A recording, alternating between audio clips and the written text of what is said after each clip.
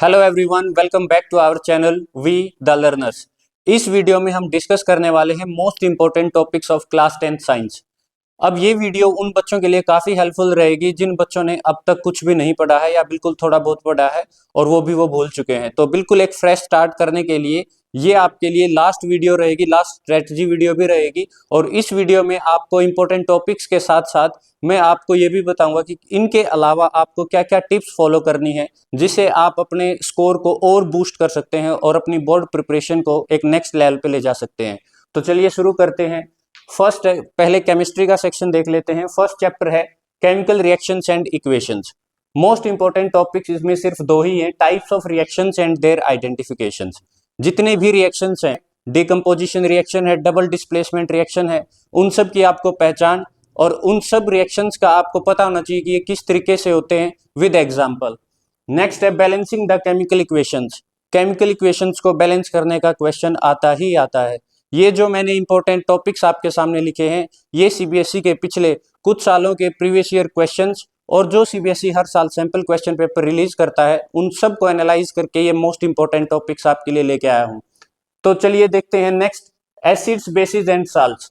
सबसे पहले अब तक आप एसिड बेस की जो बच्चों वाली डेफिनेशन सीखते आए थे वो छोड़ देनी है आपको और उनकी जो नई डेफिनेशन है यानी कि आपके स्टैंडर्ड के हिसाब से जो डेफिनेशन है यानी कि जो H पॉजिटिव आयंस रिलीज करते हैं वो क्या होते हैं, एसिड्स। और जो पानी में घुलने पर OH नेगेटिव आयंस रिलीज करते हैं वो क्या होते हैं, बेसिस। तो ये आपको पता होना चाहिए। आपको कोई भी रिएक्शन दे देगा वो तो उसमें आपसे पूछेगा कि भाई इसने OH नेगेटिव आयंस रिलीज किए तो ये बताओ एसिड है या बेस है। उसके बाद पीएच स्केल और न्यूट्रलाइजेशन रिएक्शन काफी इंपॉर्टेंट टॉपिक है। सारे ये मोस्ट इंपॉर्टेंट टॉपिक्स हैं आपके। फिर एप्लीकेशंस, न्यूट्रलाइजेशन रिएक्शन की एप्लीकेशंस, रियल लाइफ एप्लीकेशंस जैसे सोइल ट्रीटमेंट। अब बच्चे बहुत ज्यादा डरते हैं कि कंपिटेंसी बेस्ड क्वेश्चंस क्या है। कंपिटेंसी बेस्ड क्वेश्चंस कुछ नहीं है, सिर्फ आपको एक ऐसी सिचुएशन दे देगा, वो बेफालतू की कहानी बताएगा कि आप ऐसे ऐसे, आप एक फार्मर हो, आपकी मिट्टी में एसिडिटी जो है इंक्रीज हो गई है, अब आप सोइल को कैसे ट्रीट करोगे। तो वो कंसेप्ट आपका बिल्कुल साइंस का ही रहेगा। एनसीईआरटी से बाहर आपका एक भी क्वेश्चन नहीं जाएगा अगर आपकी कंसेप्चुअल क्लैरिटी है तो। अंट बी, वास्प स्टिंग, अगर ये सब काट लेते हैं तो ये सारी चीजें भी आपको पता होनी चाहिए कि इनके अगर मान लो वास्प ने काट लिया तो आप किस चीज को अप्लाई करोगे, अंट ने काट लिया तो आप किस चीज को अप्लाई करोगे, कौन सा ये एसिड रिलीज करती हैं। उसके बाद है chemical properties of acids and bases. Important chemicals, उनकी फॉर्मेशन और प्रॉपर्टीज। चैप्टर के लास्ट में कुछ एक इंपॉर्टेंट केमिकल्स दिए हुए हैं, आपको उनकी फॉर्मेशन साथ में उनकी प्रॉपर्टीज का पता होना चाहिए। फिर है metals and non metals. Exceptional properties, बचपन से लेके अब तक जो मेटल्स और नॉन मेटल्स हैं उनकी बेसिक प्रॉपर्टीज हम पढ़ते आए हुए हैं, लेकिन यहाँ पे इंपॉर्टेंट है एक्सेप्शनल। एक्सेप्शनल जितने भी एक्सेप्शंस आपने पढ़े हैं भाई, सारी मेटल्स ये एक बेसिक प्रॉपर्टी शो करती हैं लेकिन एक्सेप्शन ये, ठीक है। तो इसी प्रकार नॉन मेटल्स ज्यादातर ये प्रॉपर्टी शो करती है लेकिन एक्सेप्शन ये, तो वो सारे एक्सेप्शंस। उसके बाद एक्सट्रैक्शन ऑफ मेटल्स यानी कि मेटलर्जी। मेटल्स को कैसे एक्सट्रैक्ट किया जाता है, कैसे उनको फिर प्योरीफाई किया जाता है, उनकी रिफाइनिंग। आइडेंटिफाइंग ऑक्साइड्स, ऑक्साइड्स को आइडेंटिफाई करना। रिएक्टिविटी सीरीज आपको फर्स्ट चैप्टर में भी हेल्प करेगी और इस चैप्टर में तो डेफिनेटली आपको हेल्प करेगी ही। फिर है last chapter of chemistry, that is carbon and it's compounds. मुझे पता है बहुत सारे बच्चों को ये बहुत डिफिकल्ट चैप्टर लगता है, लेकिन आपने अगर इन टॉपिक्स को अच्छे से कर लिया तो ये समझो आपका मोर देन 80% ये चैप्टर कवर हो जाएगा। फर्स्ट है नोमेनक्लेचर के rules, electron dot structure, ethanol और इथेनोइक एसिड। इथेनॉल और ethanoic acid most important compounds हैं, उनकी प्रॉपर्टीज, कैसे वो बनाए जाते हैं, इन्हीं के अंदर आपको रिएक्शन मिलेगा स्पोनिफिकेशन। उसके बाद है क्लींजिंग एक्शन ऑफ सोप्स और डिटर्जेंट्स कैसे काम करते हैं, ठीक है। हार्ड वाटर है तो हार्ड वाटर के लिए हम डिटर्जेंट यूज करेंगे या सोप करेंगे, तो ये सारी चीजें आपको पता होनी चाहिए। माइसेल कैसे बनती है, कैसी उसकी स्ट्रक्चर होती है, हाइड्रोफिलिक और हाइड्रोफोबिक जो पार्ट्स होते हैं वो क्या क्या उनकी पहचान होनी चाहिए आपको। मेनली क्या है, आपको कंसेप्चुअल क्लैरिटी होनी चाहिए। तो ये सारा पोर्शन था हमारा केमिस्ट्री का। उसके बाद बात आती है बायो की।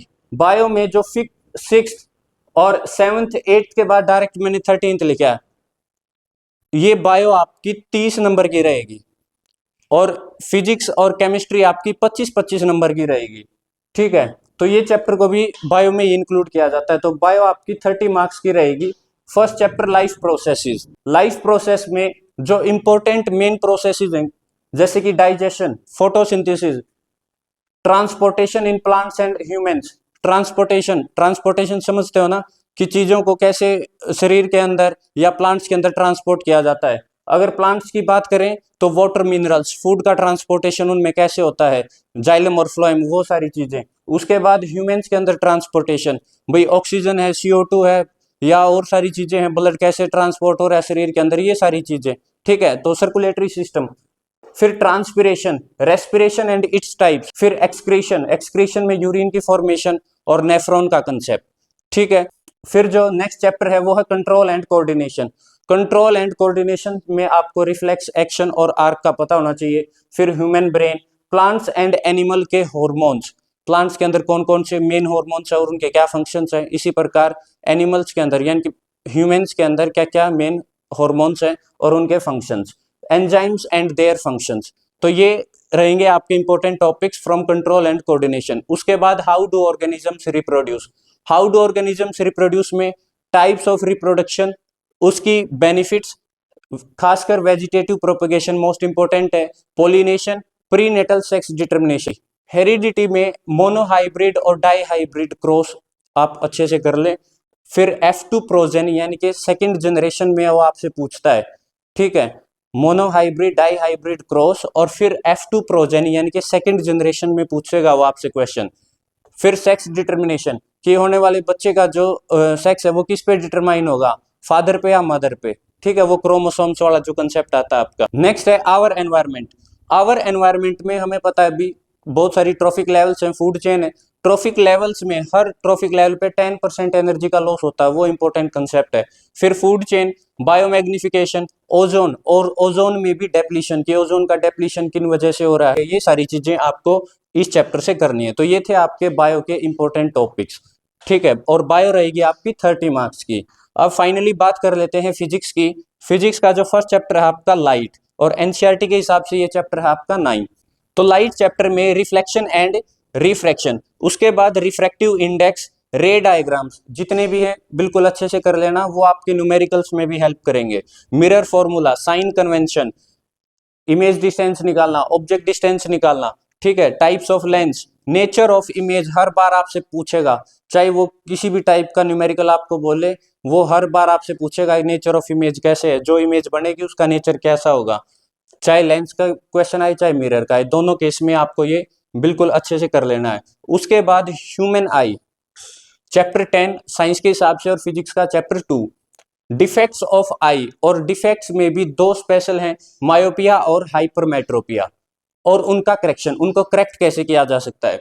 फिर power of accommodation and atmospheric refraction, electricity, Ohm's law, joules law of heating, resistance और रेजिस्टिविटी, करंट, वोल्टेज, पावर, ये टॉपिक्स आपके इंपॉर्टेंट रहते हैं इलेक्ट्रिसिटी से। ठीक है, फिर है last topic magnetic effects of electricity, ये लास्ट चैप्टर है हमारा।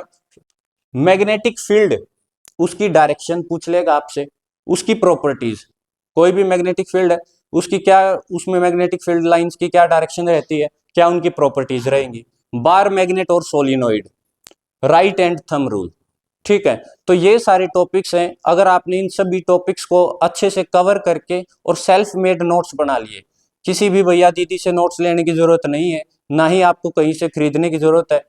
जो नोट्स आपके लिए सच में हेल्पफुल रहेंगे वो आपके खुद के नोट्स रहेंगे।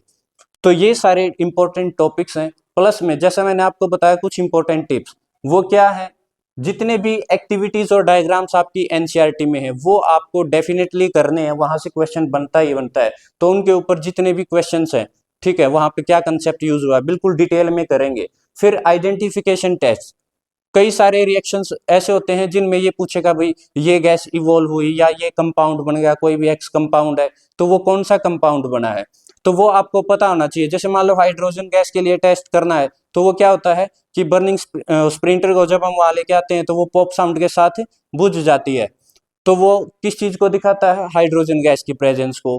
कार्बन डाइऑक्साइड, उसकी प्रेजेंस को चेक करने के लिए क्या है, लाइम वाटर, जैसे ही लाइम वाटर में उसको पास करेंगे कार्बन डाइऑक्साइड को, वो मिल्की हो जाता है। तो इस तरीके से जो आइडेंटिफिकेशन टेस्ट हैं जितने भी, वो मोस्ट इंपोर्टेंट रहेंगे। ये सब आपको इंपॉर्टेंट टॉपिक्स पढ़ने हैं, साथ में इनके हैंडमेड नोट्स आपको अपने खुद बनाने हैं। ठीक है, अब जो नेक्स्ट टिप है वो क्या है, एनसीईआरटी इन टेक्स्ट और एक्सरसाइज क्वेश्चंस। ये बिल्कुल आपने क्रीम निकाल ली। इसके बाद एनसीईआरटी के इन टेक्स्ट और एक्सरसाइज क्वेश्चंस आपको करने हैं। ये करने के बाद आप एक बार इस सारी चीज को रिवाइज करेंगे, अब आप बिल्कुल तैयार हैं बोर्ड एग्जामिनेशंस के लिए। ठीक है, आपको अब अच्छे नंबर से पास होने के लिए कोई नहीं रोक सकता। मैं ये नहीं कह रहा कि आपके 90+ या 95+ आ जाएंगे, लेकिन आपको अच्छे खासे मार्क्स आने से कोई नहीं रोक सकता अगर आपने इन टॉपिक्स को कवर कर लिया और अच्छे से रिवीजन इज द की। जितनी बार आप रिवीजन करेंगे उतना ही अच्छा आपका स्कोर रहेगा। बच्चे कंफ्यूज कहाँ होते हैं, इस बुक से भी पढ़ लिया, उस बुक से भी पढ़ लिया, कोई दोस्त आया कि भाई ये क्वेश्चन आता है तेरे को, वो नहीं आया, फिर पूछेंगे ये कौन सी बुक में है, तो वहां पे बच्चा मार खा जाता है। अपना जो सिलेबस है उसको बिल्कुल फिक्स करो कि हाँ ये सारी चीजें हैं, मेरे को ये पढ़नी है। तो मैं आपको बता देता हूँ कि आपको क्या क्या करना है। ये टॉपिक्स हो गए आपके एनसीईआरटी के इन टेक्स्ट और एक्सरसाइज क्वेश्चंस हो गए। उसके बाद इनको आपने रिवाइज कर लिया कम से कम 2 बार। 2 बार रिवीजन करने के बाद आप तैयार हैं। फिर आप सीबीएसई के प्रीवियस ईयर क्वेश्चंस, कम से कम 5 साल के प्रीवियस ईयर क्वेश्चंस उठाएं और उनमें से सिर्फ इन टॉपिक से जुड़े हुए जो क्वेश्चंस हैं उनको अटेम्प्ट करें। इन टॉपिक से जुड़े हुए, इन टॉपिक्स में गलती नहीं होनी चाहिए। वो करने के बाद कोई भी एक अच्छा पब्लिकेशन का सैंपल पेपर आप ले सकते हैं, कोई भी एक। ठीक है, उस सैंपल पेपर में से प्रॉपर टाइम रख के और फिर वापस से फिर से वही करना, आपको इन टॉपिक्स वाले ही क्वेश्चन अटेम्प्ट करने हैं। आपको फिर ये नहीं देखना दूसरे टॉपिक से अगर कोई आ गया क्वेश्चन कि भाई मेरे से ये नहीं हो रहा, तो फिर वो आपका कॉन्फिडेंस कम हो जाएगा वहां पे और वहीं पे आप मार खा जाओगे। ठीक है, तो कॉन्फिडेंस आपको बनाए रखना है। कई बार चीजें आते हुए भी गलत हो जाती हैं, तो हवा नहीं मानना कि बोर्ड एग्जाम ये है वो है, नहीं। बिल्कुल रिलैक्स होके रिवीजन जितना करोगे, एक बुक को आप 1000 बार पढ़ोगे और 10,000 बुकों को अगर आप एक एक बार पढ़ोगे तो बेनिफिट एक ही बुक को बार बार पढ़ने से मिलेगा आपको। कहने का मतलब क्या है कि आपने अपना सिलेबस डिसाइड कर लिया, उस सिलेबस को आप मल्टीपल रिवीजन जितना देंगे उतना ही बेस्ट रिजल्ट आएगा। इसकी बजाय कि आपने थोड़ा यहाँ से पढ़ लिया कुछ नया, फिर दूसरी बुक से पढ़ लिया कुछ नया, तीसरी बुक से पढ़ लिया, तो वो आपके रिजल्ट को खराब करेगा, साथ ही आपका कॉन्फिडेंस लेवल भी कम होगा। तो आई होप आपके सारे डाउट्स क्लियर हो गए होंगे। All the very best for your board exams. और स्ट्रेटजी वीडियोस मतलब आती रहती हैं लास्ट दिन तक भी, कि ऐसे तुक्का लगाएं, ऐसे ये करें, बोर्ड में एक दिन पहले पढ़ने से पास हो जाओगे, ये हो जाओगे, ऐसा कुछ नहीं है। अब लास्ट समय है, बिल्कुल लास्ट। अगर अब भी पढ़ाई आपने शुरू नहीं की, इन टॉपिक्स को भी अगर आपने छोड़ दिया, तो फिर वो लास्ट वीडियो भी देख लेना, लास्ट दिन वाली भी, मैराथन भी देख लेना, कुछ कर लेना, फिर आपसे कुछ नहीं होने वाला है। ठीक है, तो जो सच्चाई है वो यही है, इंपॉर्टेंट टॉपिक्स पढ़ना आपको शुरू करना पड़ेगा। ये टाइम आ गया सेल्फ स्टडी का। ठीक है, सिलेबस आपका ऑलमोस्ट हर किसी स्कूल में और हर जगह कंप्लीट हो चुका है। तो ये है अपने आप को ब्रश अप करने का। चीजें नहीं आती कोई बात नहीं, ये लास्ट चांस है आपका, पढ़ सकते हो। और ये जो लास्ट के 50 दिन बचे हैं आपके, यही 50 दिन आपके पूरे साल की मेहनत को भी डिफाइन करेंगे। ठीक है, तो आई होप आपको ये चीज़ें क्लियर हैं। फिर भी आपको अगर कोई प्रॉब्लम है, do let me know in the comment section. Thank you very much for watching the video. Thank you.